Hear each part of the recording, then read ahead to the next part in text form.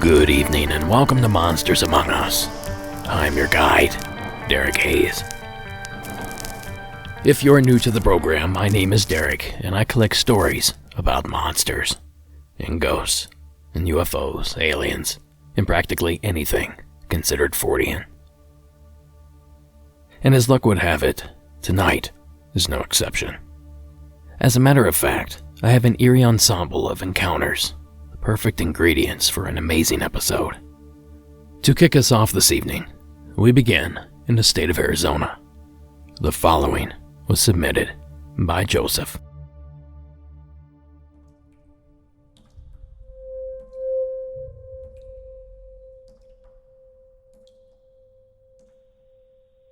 Hello, Derek. My name is Joseph. I'm calling from the Valley of the Sun, Phoenix, Arizona. I've got several stories about hauntings that I could tell, but I'm going to only share one right now. I found your podcast a couple weeks ago, and I've been binge listening and just felt like this was time to share. Back in the 80s and 90s, we lived in a home that had quite a bit of ghost sightings in it. And this one particular was during the summer of, I'd want to say, 1992, 1993.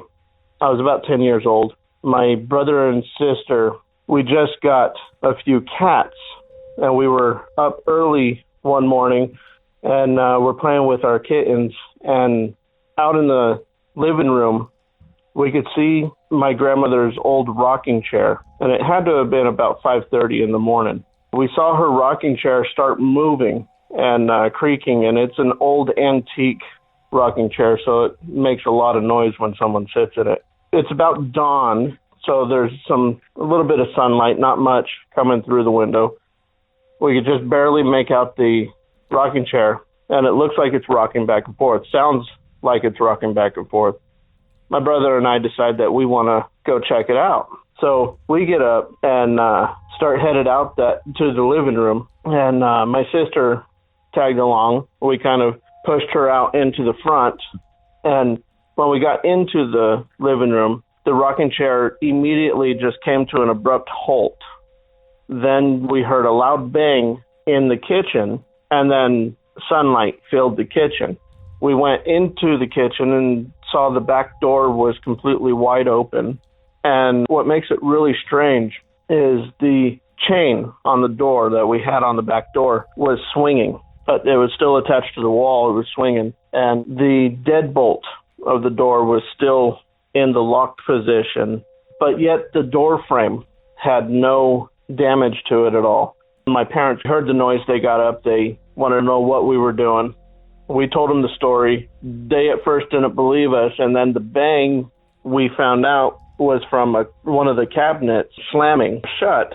It slammed so hard that it cracked the cabinet door. Now, the reason I bring this up is I own that chair now. I'm now 36 years old. I have 3 daughters. My oldest daughter, when she was about 2, I had just gotten the rocking chair from my mom.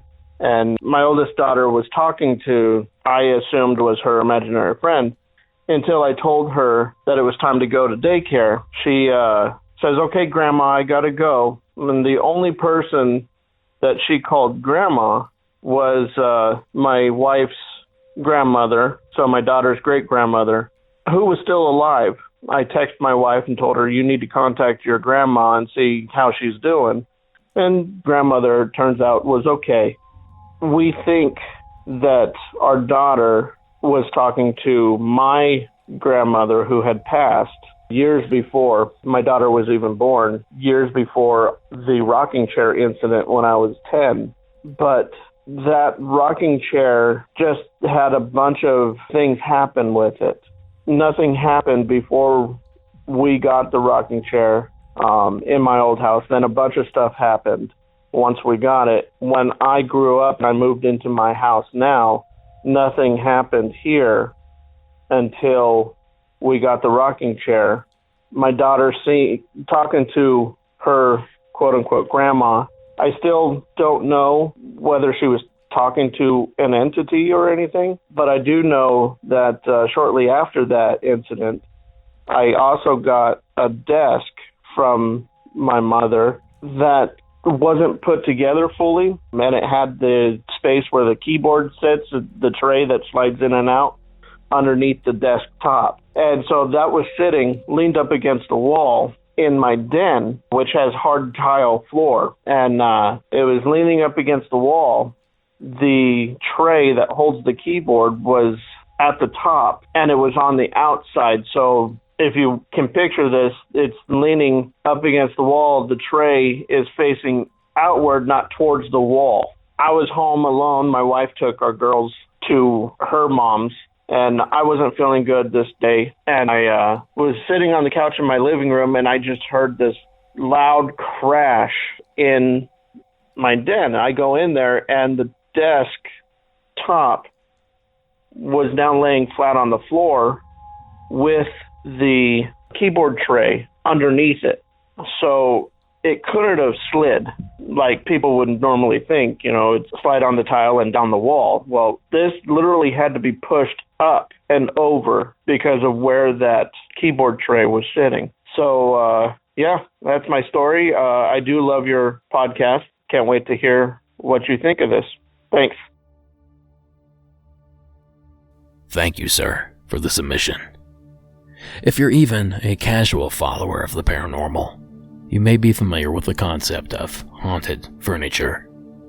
There are countless examples. A few that come to mind: the mirror at the Myrtles Plantation in Louisiana, the death chair that's claimed the lives of over 4 people that have sat in it, and of course the tall man bunk beds that we covered several seasons ago, a story you may recall from the original Unsolved Mysteries series. But like Joseph's encounter, there seems to be lesser-known cases of quote-unquote haunted furniture. Recently, a thrift shop in North Carolina sold a hand-carved bedroom set that was said to be haunted. And then there's the case of the famous haunted couch of Waco, Texas. It's a couch, a basic couch. There are places in this world where the line between good and evil blurs, places where the light of day never seems to reach. In Waco, the harbinger of this evil comes with 6 legs, 2 arms, and 3 cushions. A gentleman bought this couch, took it home to his house. That night, 2 kitchen cabinets opened in his kitchen, and he thought it was a fluke deal. He closed them and went to bed. Got up the next morning, all the kitchen counters were opened. He closed them again. The next night, the same thing. All his kitchen counters in his house were opened. The story of this haunted couch is shrouded in mystery. Where it's from, who made it, and what took it from a simple living room accessory into a gateway to the dark side is unknown. Said he had a sulfur smell in the house, like somebody'd been lighting matches and blowing them out. He did it for 5 nights and took it out and put it in the garage. And at that point, he claims everything stopped.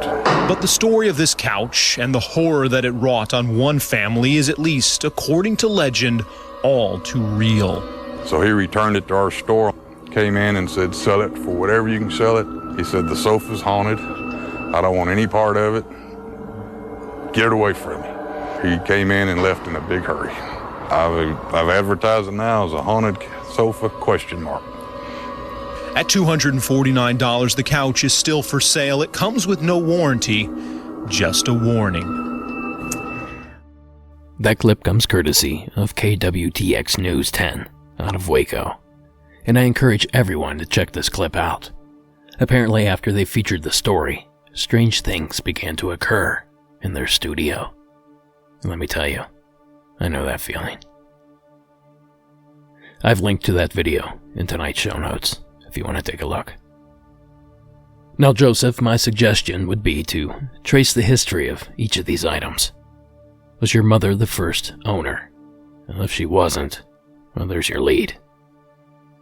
Another thing I'd suggest is to put up a camera, train it on the rocking chair, and see what you catch. And let us know if anything shows up. Thank you again for that submission.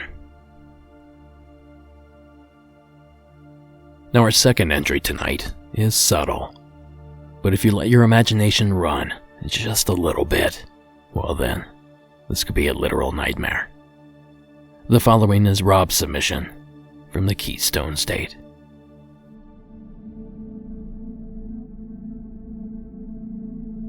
Hey Derek, this is Rob, Harrisburg, Pennsylvania. The story I'm going to tell occurred in western Maryland, near a town called Little Orleans.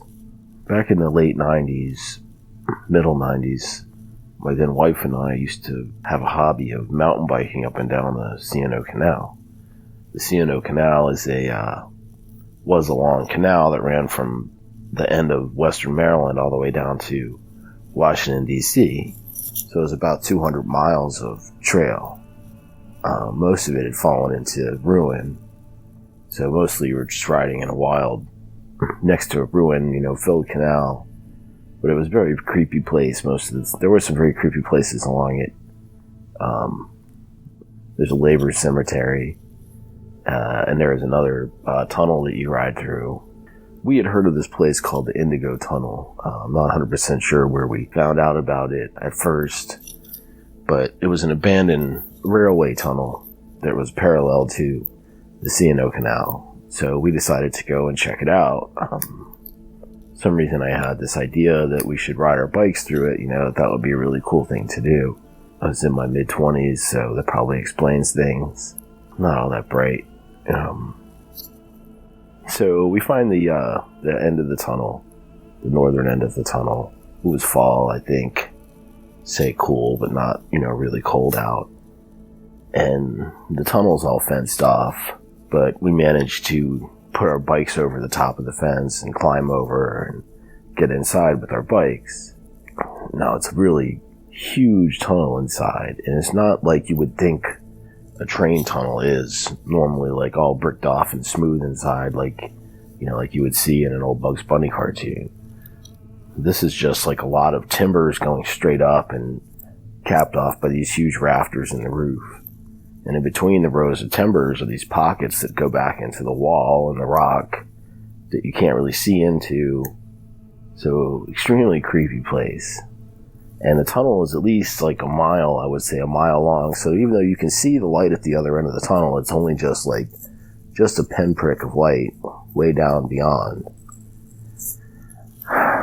So, like I said, us being young and it being the 1990s, we didn't really have any really bright lights with us at all. All we each had, I'm going to say, is a handlebar lamp, which just illuminated just like, say, a 6-foot area in front of your front tire. And that's basically it. And so they had already taken the train tracks were taken out a long time ago, but there's still a lot of standing water on the gravel inside the tunnel. So we mount up and we start riding down the tunnel, thinking we're going to ride through this thing. We're riding through water, so you're riding in the pitch dark and you're riding through this water, so all you can hear is the white noise of your tires splashing through water all the time. But I'm riding along and we get maybe 25, maybe 30 yards into the tunnel, and I feel like I can hear something beyond the noise of the tires, beyond the noise that we're making. Something else, maybe. So finally I slow down and I stop, and my wife stops, but this other noise doesn't stop. And all I'm hearing is the sound of something running through water. I'm hearing splash, splash, splash, splash, splash. Now, what the heck is that? And, You can't see anything in there. It's pitch black. We don't have any lights. Is this thing running directly toward us? Is it running directly away from us? Splash, splash, splash, splash, splash. It's not stopping, it's keeping going, So we turned around and we got out of there. You seen a guy put 2 bikes over an 8-foot fence faster. It never happened. Yeah, we got out of there as fast as we could. And just standing out back in the daylight looking at that darkness. We never did see what it was. I would say on a subsequent trip, I did end up getting to the other end of the tunnel, the southern end. And not inside, of course, but to the southern end. And it's such a creepy place that even in you're standing outside in 100-degree temperature, you can still see your breath from the air that's coming out of the tunnel, which is probably just a natural thing, but very, very, very creepy. I have no idea what that was. It definitely was something bipedal. It was definitely running on 2 legs. Could it have been a person, some kind of crazy mountain person living in there? Could it have been something else, Bigfoot or God knows what? I don't know. Never found out, but I definitely never went trying to ride my bike through abandoned train tunnels again. I think that put an end to that. Thanks a lot, man. Really love the podcast, and I've got some other stories that I'll call back with later. Peace. Thanks, Rob. Now, I'm not sure about you, but I could picture a menagerie of different monsters running straight toward them. Rob nailed it with suggestions like Bigfoot and a crazed mountain man. But given that they were in the state of Maryland, there is one creature he neglected to mention: the Maryland Goatman. As with haunted furniture, we've also discussed Goatman on prior episodes. Though there are Goatmen legends in several states, Maryland's horned beast has a twist all its own. A twist, I would dare say, that is science fiction. So I'm dusting off this previously used clip by WTOP News' Jason Fraley out of DC. Decades ago, a scientist experimented on goats at the Beltsville Agricultural Research Center. When an experiment backfired, the scientist was mutated into a half-man, half-goat creature. Soon this creature was seen attacking cars with an axe along the Fletchertown Road in Bowie. It's said to be 6 feet tall, hairy, and walking upright on its hind legs. In 1971, local residents even blamed the Goatman for the death of a decapitated dog. Today, the beast preys upon couples who make out along so-called Lover's Lane. Unlike the Pope-like monster in Kentucky, the Goatman of Denton, Texas, and the Fort Worth monster, which many claim to be yet another Goatman, the Maryland Goatman wields a weapon and has a quote-unquote scientific origin. Outside of that, the legends and the monster's descriptions are very similar from case to case. At any rate, maybe a few other visitors to that forbidden tunnel have an experience of their own they'd like to share. Well, if you do, please consider calling the hotline at 1-888-608-NIGHT. That's 1-888-608-6444. Now, it goes without saying that I'm always accepting any true paranormal experience, and the hotline is open 24/7. Now, we are quickly approaching our Season 9 finale, and yet another installment of Hometown Legends. So be sure to get those in to me ASAP. And I might as well get this set up too. Longtime listener, Mari, sent in a suggestion for our next special episode. And frankly, I love the idea. So consider this a call to all museum workers. I want to hear your strange and creepy experiences. Just be sure to mention this is for the Museum Workers Special when you call in. And thank you, Mari, for the suggestion. I'm really looking forward to this one. Now, before we move on, I want to introduce you to a good friend of mine. She just started a new podcast. One of her maids in the Philippines was an aswang. I felt like someone was choking me. I looked up and I saw it, and I looked right at him. Nobody saw a single thing. And there's such thing as evil spirits. I believe that. Those very people who don't believe in something end up getting bit in the ass later on. Hello, believers, non-believers, and everyone in between. I'm Sapphire Sindalo, creator of the Something Scary web series and podcast, panelist on Travel Channel's Paranormal Caught on Camera, and now the host of Stories with Sapphire. It's a podcast where I share my personal exploration of paranormal phenomena through stories, interviews, and poems. New episodes every Wednesday wherever you listen to podcasts. You can also join me live every week on Twitch when I draw my episode thumbnail art. Head over to storieswithsapphire.com for more information. That's Sapphire, Sapphire. Salamat and good night. And if you listen close to those first couple episodes, you might just hear a familiar voice. Now getting back to the action, please welcome our next anonymous caller, this time from the state of Texas. Hello, I'm calling from Texas, South Texas to be exact. This occurred when I was around 11 or 12 years old. I'm 22 now, so it's been a couple of years. We live in a small town that's really, really, really close to the border. And my grandmother was always taking care of me since my mom and dad would work full time. So I would go and I would stay at my grandma's place at for about weeks at a time. So my grandmother, she would always say that she felt like somebody had done some type of witchcraft because at certain periods of her life, everything seemed to be going completely wrong. So around that same time, my grandma had boyfriends, and that man that she was with was actually married. So that man's wife, she would always come to my grandma's house and tell her things and just do all sorts of random things.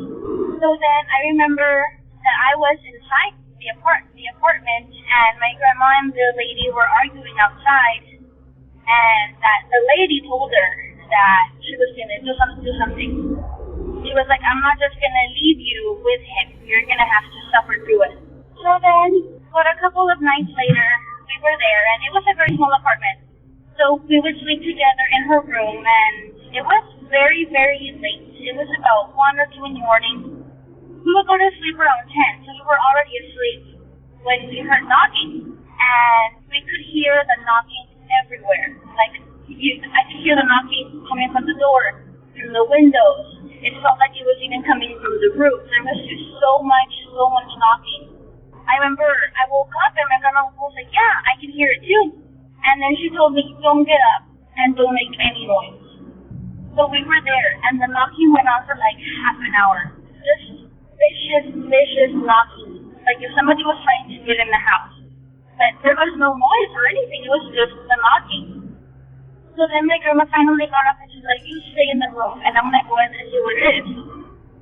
So then she went to the living room to kind of open the door and see what it was. And naturally I followed her. And when she opened that door, there was a big owl. But instead of the regular face of an owl, it was the face of that lady, that man's wife. And I remember my grandmother screamed, and we closed the door, and we locked it, and we turned all the lights off because we slept with the hallway light on.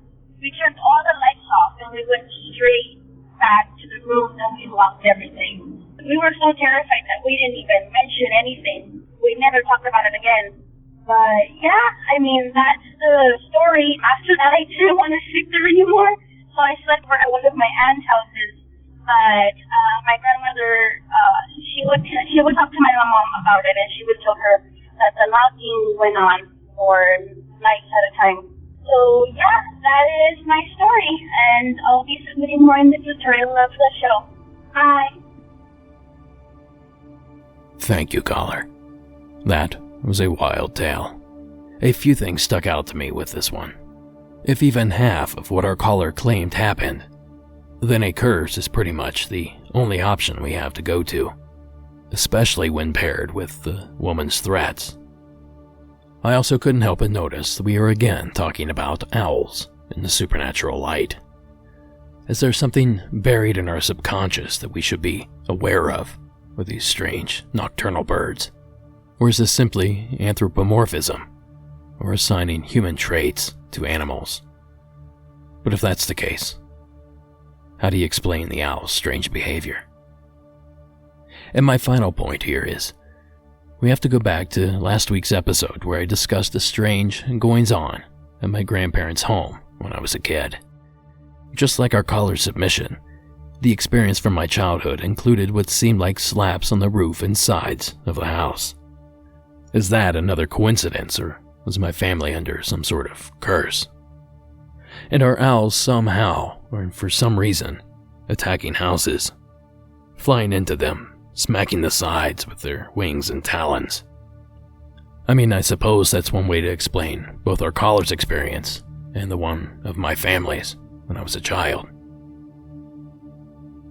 And perhaps when our caller's grandmother opened the door, she surprised a confused owl while simultaneously scaring the hell out of herself.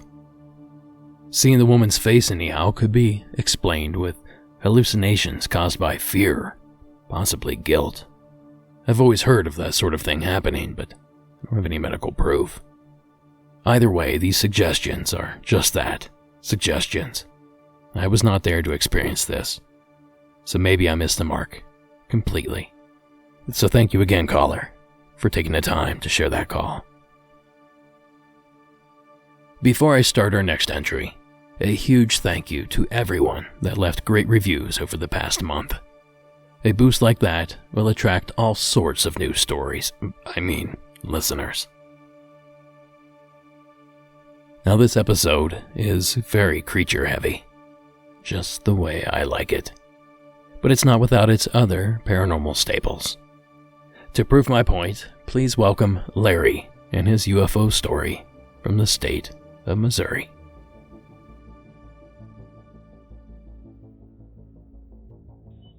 Hey Derek, my name's Larry. I just wanted to call to report my sighting I just had about, maybe 20 minutes ago out here in Missouri, driving through Troy. And out of nowhere, I was looking right ahead of me while driving, and I saw these three lights, and weirdly enough, it was in a perfect triangle, almost perfect, and then out of nowhere, they just started to disperse and form a line and move away from them. Not really sure what it was. I know UFO sightings normally are in that shape of a triangle, but this was different, and it was probably man-made. I'm not exactly sure. It's unexplained. But I know that one of the lights were blinking, like a helicopter, an airline, something like that. So I know it was man-made, but it's just the fact that they're flying in a triangle formation that really caught my eye. Anyway, I'm a huge fan, been listening since season 1. I love what you do. You have yourself a good night. Short and sweet. Thank you, Larry. As many might imagine, I'm on the lookout for UFOs practically anytime I'm outside. I'm not sure if it's my location or if it's because I'm always looking up, but I tend to see many strange things in the sky. Now, I don't know if I would label a single one of these odd sightings as alien in nature, but interesting to me nonetheless. But one of the filters I apply to any of these strange sightings could debunk Larry's story right away. The mention of the blinking indicator light on one of the vessels. It's a dead giveaway. Unless, of course, Larry was witnessing some sort of military UFO pursuit or escort. But that's something we'll have to explore at another time. Thank you again, Larry. Missouri has its fair share of flying oddities. I'm glad you got to see one. Now, real quick, I want to remind everyone that we have thriving communities at Facebook, Instagram, Twitter, and Reddit. So if you're looking to connect with other listeners and get a glimpse behind the show, search Monsters Among Us in your platform of choice. and enjoying the fun today. Now let's venture back to the haunting side of the paranormal, because Dean has a tale of premonition, fear, and possession that you gotta hear. Hi there, my name is Dean. I am calling in from Connecticut. I live in the Hartford area. I'm calling about a paranormal experience that I had a couple of years back with my friend Taylor. So we like to go ghost hunting, and there's this place in Burlington, Connecticut called the Green Lady Cemetery. And I have been going there for quite some time through the years. We've gone with friends, we've gone with each other, and we've gotten some really great stuff, actually. We got this really great photo of this orb coming off of a tree, and we also got this EVP of this guy saying hello to us. And we didn't hear it in real time, but when we went back and we played, we got that EVP, which was really cool. But there was one particular time that we went that I wanted to talk about, and this was when Taylor and I were by ourselves, and we go to the Green Lady Cemetery. And it's pretty late at night. I'd say maybe like 10 o'clock, 11 o'clock, around that time. And, my friend Taylor, I believe that she kind of has some ability. What, I don't really know, nor does she, but she sometimes gets these interesting vibes. So we're there in the cemetery, and she says, I keep getting this name, Will or Willow. And I said to her, well, okay, let's go look around the cemetery, and we'll see if we can find a name for somebody. So, mind you, this is a really small cemetery. It's on a dirt road in the middle of nowhere. It's really a small stone with a lot of the buffets gone.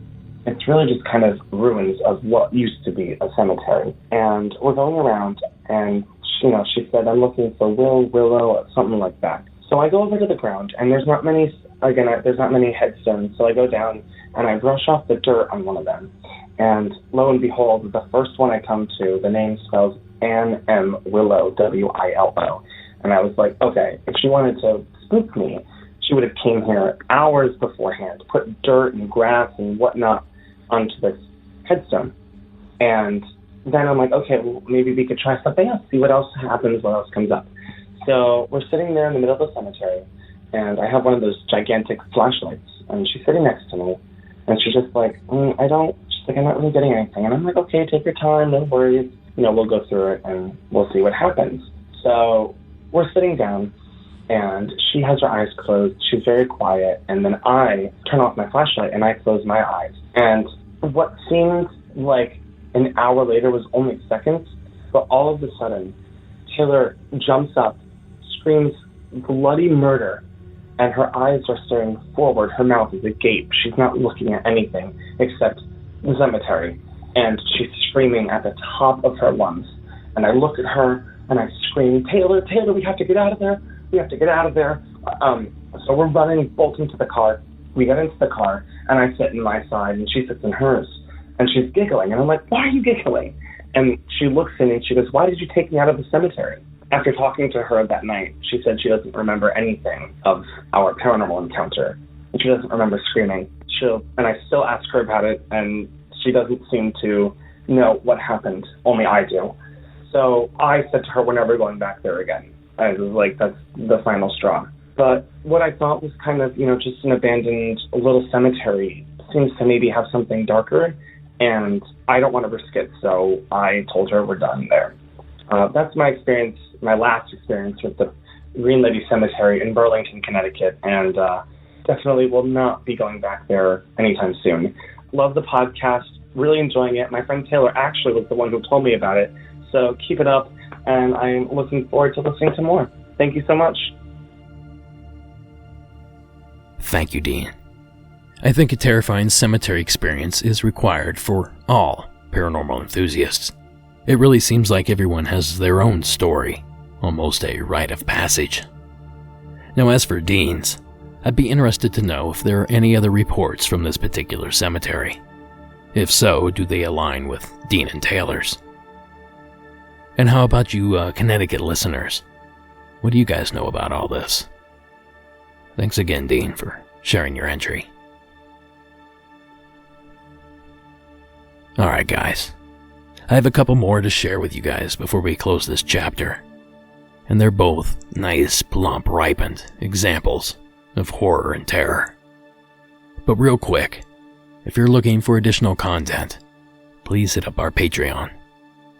2 bonus episodes a month, 33 shows instantly available from the back catalog, plus tons of bonus content, all for a measly $4 a month.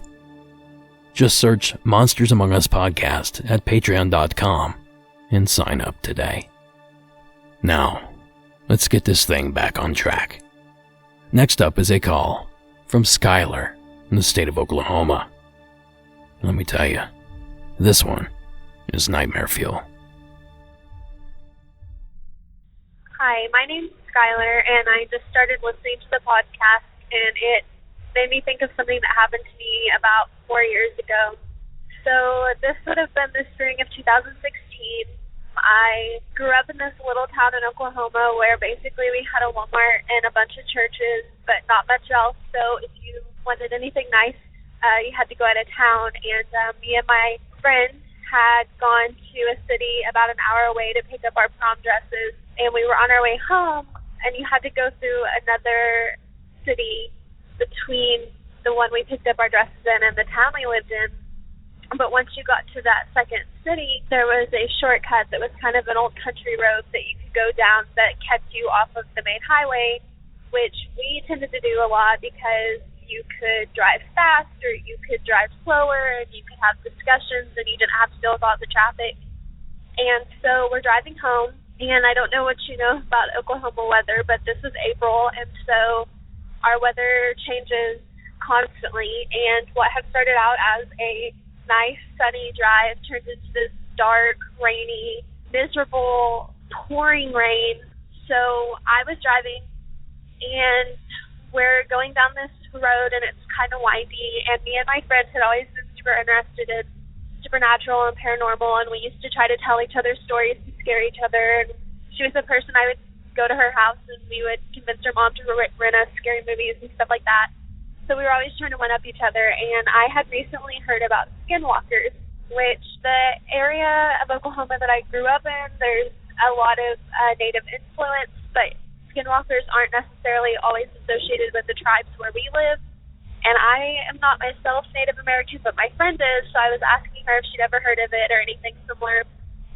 But I'm telling her this story, and I'm getting her all, worked up, and all of a sudden we come around this curve, and there's this kind of a crossing there that I've been to a lot because my aunt and uncle lived down the road that crossed it, so I was familiar with the area. And it's still pouring, and I'm telling her this story, and we're both getting worked up, and we happen to look in front of us, and there's this creature, I don't know what else to call it, sitting in the middle of the road staring at us. And the best way I've ever been able to describe it, it looked like a big black dog with these awful piercing eyes that glowed, but it wasn't the normal reflection of like if you hit a dog's eyes with like your headlights where that glows that kind of greenish gold tone. This is almost like I can't even explain it. It was just, it felt off. And I looked at my friends and I slammed on the brakes and I was like, do you see that? Do you see that? Because we'd just been talking about these creatures that are essentially giant dogs. And she saw it, and we're screaming, and we're trying to figure out what to do, and we're sitting there on this road. There's no one around us. There's no lights. There's a house not that far away, but I mean, there's no one else really out there. And all of a sudden, we sit there, and we watch this thing slither across the road like a snake. And I went home, and I told my family, and they were like, oh, you saw a dog that had been hit by a car. Like, its legs were probably broke, and it just couldn't walk. But to this day, I drive by that same exit almost daily because I now go to college in the town that we had gone to pick our dresses up from, so I have to pass through that city 4 times a week. So I see that exit, and actually the way the highway cuts, if you don't take that exit, you come back around to another place to take an exit that's even closer to where we saw it. I recently started listening to the podcast and hearing all these stories, and I always listen to it on my way back and forth to school because it's about an hour's drive and it kills the silence. And I got to thinking the other day about it, and I hadn't thought about it in a long time, but I just listened to some of the stories on the podcast, and I guess it brought it back up as I was driving by. But to this day, I still don't really like to take that cut off if I can help it. If I do take it, I like to take it during the day I have taken it a few times at night, but I refuse to ever go on it again if it's raining. I just can't handle it. And I mean, I've gone back out to visit my aunt and uncle before, and I've looked, and it doesn't, I don't know, I've never seen it again. But I still don't think it was a dog. Thanks for the podcast, and I really appreciate it. Thanks. Bye. Thank you, Skylar. A dog-like creature that moves like a snake. I can't say that I've ever heard of something like that before. My initial thought was of a low-running creature, maybe like a badger. But although badgers can be found in the western half of Oklahoma, after watching a video of these creatures run, I knew that theory didn't hold water. And I should mention that the suggestion put forth by Skylar's family was also a good contender. A dog with broken hind legs or a spinal cord injury could indeed move snake-like. So I guess the bottom line here is that I don't know what this creature is or was, but I'm hoping someone out there has some sort of answers. But until then, thanks, Skylar, for sharing.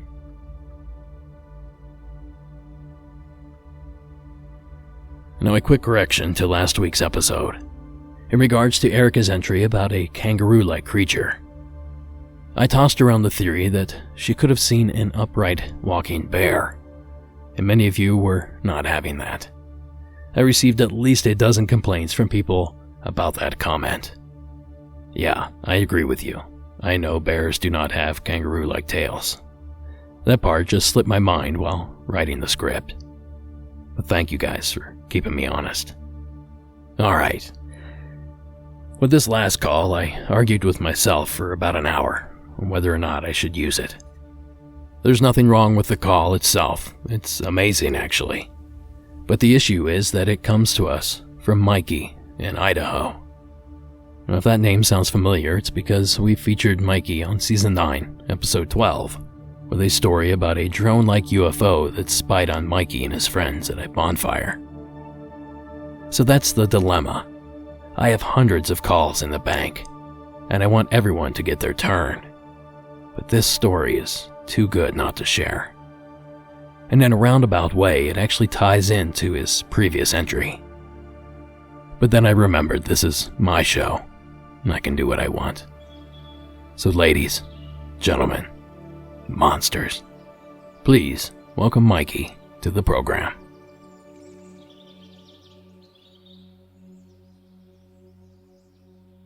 Hi, Derek. This is Mikey from Idaho. For some reason, I was thinking of, I've been trying to get the details straight on this one to kind of make sure that I'm not exaggerating in any way, shape, or form, thinking back through exactly how the experience happened. So, I was in high school, probably sophomore or junior year. Of course, what all us kids did on Friday and Saturday night would go out a canyon, get a keg of beer, and everybody just have a good old time, you know. Nothing really too nefarious. There were no hard drugs back at that time, at least in this part of Idaho. So this would have been maybe 2003, 2004. So anyway, most of the kids had gone to bed already in their little makeshift camps or their cars or whatever. So it was probably, I don't know, maybe 2 or 3 in the morning, and there was only 3 of us hanging out around the fire still. And I always had a hard time sleeping if I was going to have a couple beers.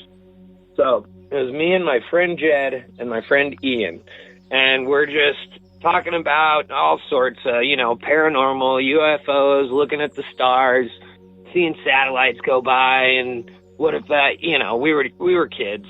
Eventually, both of them went to bed, so probably maybe 3 or 4, and I went and got in my little Bronco 2, and I tried to read for a little while, and pretty soon the sun starts to come up, and as soon as I see daybreak coming, I decided I was going to go out there and just sit and smoke some cigarettes, watch the sun come up, kind of wait for everybody else to get up and start cooking breakfast and everything. And so I sat there for maybe a half hour to an hour, just watching the sun as it went from almost completely dark to actually up into the sky to where I couldn't look straight at it anymore. And in the desert out there with all the sagebrush and everything, watching the colors change is just incredible. It's like every 30 seconds there's a new pattern of colors coming across the sky. And I don't think that it was very cloudy at all. There were some clouds up to, well, where the next part of the story comes in. I was about ready to be done and get up, and I heard what sounded like a bird taking off behind me, but the biggest bird that I've ever, I mean, you couldn't replicate this with the size bird that is around here. And so I spun around, and this thing, I swear to God, was taller than me, whatever it was. And I only saw it for just a second as it turned, spread its wings, which had to have been a 15 or 20 foot wingspan. Again, I'm trying not to exaggerate, but the amount of power, that the thrust that these two wings, he flapped one time, or whatever it was, flapped one time. It was all black and just kind of like that iridescent that feathers can get on it. Flapped one time and took off into the sky. I mean, that one flap from the ground to up where the clouds were. And then I saw it spread its wings one more time, and it hung there for just an instant, and then hit its wings, and it completely disappeared. Can't explain it. I mean, I've never heard of winged cryptids out here in Idaho, but the thing that really, really creeps me out is that I'd been sitting there with my back to it, and I didn't hear it until it took off. I have no clue how long it was sitting there behind me, just watching me watch the sunrise. I mean, I don't know if it was thinking of eating me. I don't know if it was something from some other realm of consciousness that was just enjoying watching me watch the sunrise, but it could have been there the whole time. I've seen huge owls in the woods coming down to pick up some sort of prey. I've seen a giant, I don't know what kind of owl, one time try to pick up a crow off a branch, and this thing snuck up behind that crow completely silent, flapping its wings. So I know how even a giant bird can be silent right behind prey. So who knows? I mean, I know what I saw. I don't know if it was at any ill intent or whatever, but I'll never forget it. And I've told this story, I don't know how many times, and it never changes. So thanks for what you do. Really appreciate it. Hope you guys like the story. Thanks, Mikey. Now you see why I had to share this call. There's a lot to unravel here, but let's start with the obvious.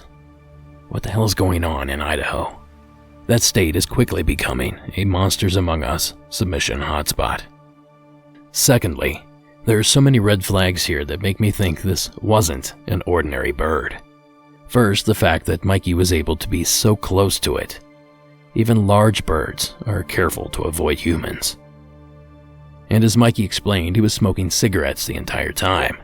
What bird is going to put up with a human and puffs of smoke? But the way it took off is likely the biggest tell of all. The way Mikey described it, it's almost like our laws of physics didn't exactly pertain to it. When I made that realization, I immediately linked to an experience with a very well-known cryptid, the Mothman of Point Pleasant. At 7:15 a.m. on November 25th, a shoe salesman named Tom Urey was driving just north of the TNT area. I noticed something out of the corner of my eye from the riverbank over here, and it came up over the trees, and when I first saw it, it looked like a helicopter coming up. And then when it came up over the trees, I could see it was a bird, a huge bird. Estimating the wingspan, I would say 10 to 12 feet, give or take on either end, up to 15. I'd never seen anything that large before in my life. I was scared, but I wasn't terrified. It was just a strange feeling. I mean, I'd never seen anything like it. I hope I never do again, you know. It's just unbelievable. Now, that clip comes courtesy of Screen Gems and my old company, Lakeshore Entertainment. Now, not only are the two descriptions similar, but there is one detail of Yuri's encounter that is nearly dead on. Unfortunately, despite hours of scouring the depths of the web, I was unable to find actual video of Yuri physically saying the following line. So you'll just have to settle for me reading it. The following passage from Nick Redfern's book, Shapeshifters, Morphing Monsters, and Changing Cryptids, has this to say. As December 1966 loomed large on the horizon, a man named Thomas Yuri encountered Mothman while driving past a field on Route 62, which is situated north of the old TNT plant. He too described the red-eyed beast as a humanoid in shape and gray rather than brown in color, and it took to the skies in a very strange fashion. Instead of flapping its wings like a bird or a bat, it stretched out its wings and rose vertically in the air, an action that Yuri likened to the rise of a helicopter. Now, I know Nick's book is not where I originally heard Yuri's description of the creature rising into the sky without exerting much effort, and I'm almost certain that it's not the only Point Pleasant sighting of a strange winged creature launching itself vertically at a high rate of speed. Unfortunately, I only have so long to research each call, so I was unable to nail down any of those witnesses. But if I do stumble upon that connection, I'll be sure to let you guys know. And thanks again, Mikey, for calling in again. Seems like you got a lot of action going on up there. And that's my time for the evening. Monsters Among Us is written and produced by me, Derek Hayes. Additional support is provided by Addie Lloyd and Sarah Carter Hayes. All audio used in this production is done so under the protection of fair use. And that score that's the salt and pepper on these calls, that's co.ag. Thank you all for listening, and until next week.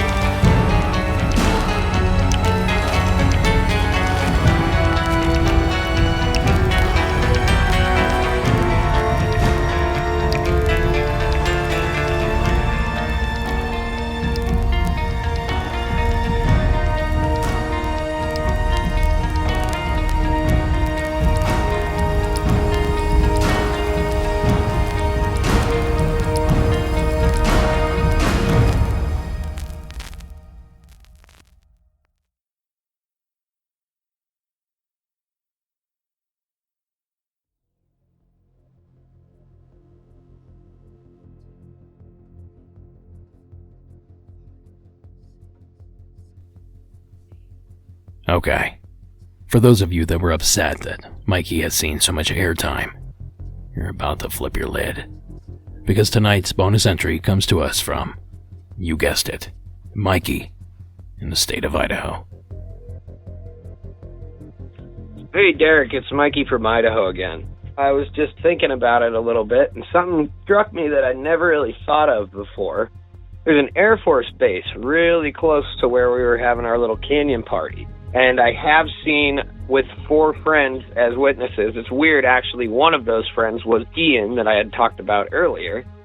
And we witnessed a craft that made no sound. It came right over our head, really close to the same area in the desert. And my gut feeling about that craft was that it was an experimental vehicle from the Air Force Base, because it came right from the direction of the Air Force Base. So I've never really thought maybe that thing was not a creature, and maybe it was some sort of experimental suit or something that the Air Force was, I don't know. I've never had this thought about that story, so I found that weird, and I figured I'd include it. Also, natives in this state have talked about what they call thunderbirds for thousands of years, so just a couple more little tidbits I wanted to add. Right on. Have a great day. Thanks again, Mikey. Now, I thought Mikey's additional information also struck a similarity with the Point Pleasant flap. John Keel, famous Mothman researcher and author of Mothman Prophecies, has said on several occasions that he was not sure if the Mothman was an animal of some sort, or someone in some sort of mechanical suit that allows the occupant to fly. To me, those synchronicities were too obvious not to point out. I don't know what Mikey got himself into up there, but I do know that he better call me next time he throws a party. Thanks again, Mikey, and thank you for sticking around to the end of the program. Have a good night.